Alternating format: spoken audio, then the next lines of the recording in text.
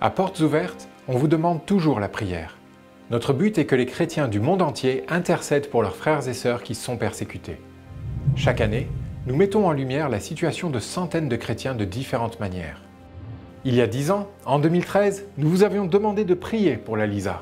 Cette jeune femme, originaire d'Éthiopie, était mariée depuis quelques mois seulement lorsque son mari a été assassiné parce qu'il avait créé une nouvelle église. Sans que nous le sachions, une jeune Allemande a commencé à prier pour elle et ne s'est jamais arrêtée. Pendant toutes ces années, Mélanie a prié chaque soir pour la Lisa, qu'elle n'avait pourtant jamais rencontrée. Même sans avoir de nouvelles, elle a continué à prier. Après une dizaine d'années, Mélanie nous a écrit un email. Elle voulait savoir si nous avions des nouvelles de la Lisa. I was wordless and deeply moved by every word I read from that email, that a supporter is praying for such a long time. I cried and said, Lord, thank you for such people who are taking matters serious and pray for the suffering church. Nous avons récemment rendu visite à la Lisa. Beaucoup de choses se sont passées dans sa vie après la perte de son premier mari. Bamanangoon barsiisaa ture. Kan nuyi gaa'ela raawwanne bara 2004 bitootessa 17. Inni tajaajilee gaafuma sana gaafa du'e sana waldaa tajaajilee deemaa jira.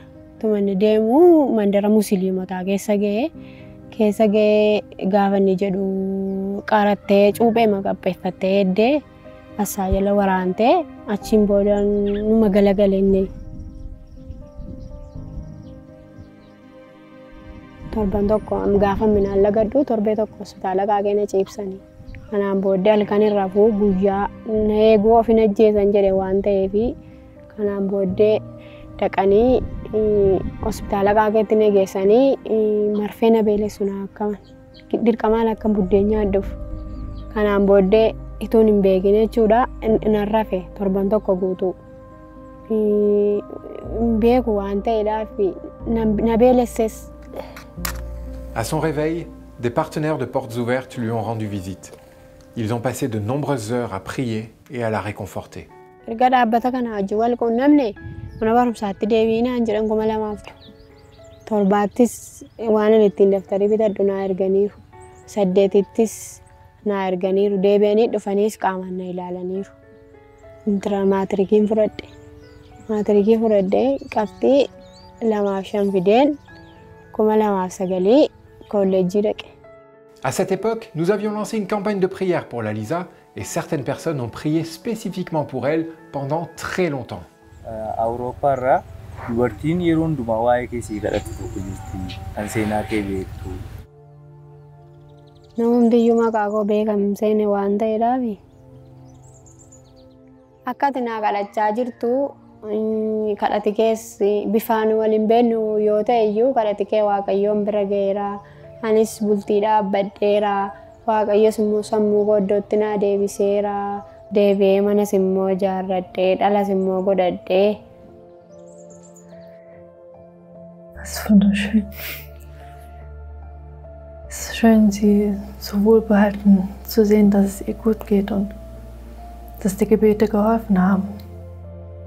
Mélanie avait entendu parler de la Lisa lors d'une conférence de Portes Ouvertes dans son église. Ce soir-là, on avait demandé la prière pour plusieurs personnes, mais seul le nom de la Lisa avait retenu l'attention de Mélanie. Irgendwie ist sie mir nicht aus dem Kopf gegangen und dann habe ich einfach weiter für sie gebetet. Es ist ziemlich schrecklich, wenn man jemanden, den man liebt, verliert, vor allem auf diese Art und Weise. Und ja, das ging mir ziemlich nah und deshalb ist sie hängen geblieben. Même si elle n'a jamais eu de nouvelles de la Lisa, Mélanie a continué de prier pour elle tous les soirs.